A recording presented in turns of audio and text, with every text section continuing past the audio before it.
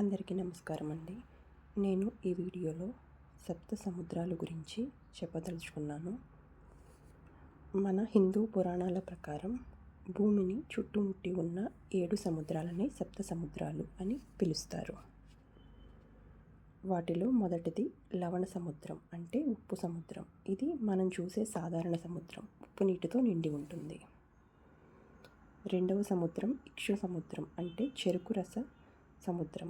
చెరుకు రసంతో నిండి ఉన్నదిగా పురాణాలలో చెప్తారండి. మూడవ సముద్రం సురా సముద్రం అంటే మధ్య సముద్రం, మొత్తం మద్యంతో నిండి ఉన్న సముద్రం అని వర్ణన. నాలుగవ సముద్రం సర్పి సముద్రం అంటే నెయ్యి సముద్రం, నెయ్యితో నిండి ఉన్నదిగా చెప్పబడింది. ఐదవ సముద్రం దది సముద్రం అంటే పెరుగు సముద్రం. ఈ సముద్రం మొత్తం పెరుగుతో నిండి ఉన్నదని చెప్పబడిందండి.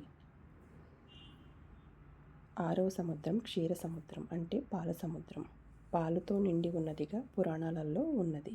శ్రీ మహావిష్ణువుకు నివాసంగా చెప్పబడింది. ఏడవ సముద్రం జల సముద్రం అంటే నీటి సముద్రం, స్వచ్ఛమైన నీటితో నిండి ఉంటుంది.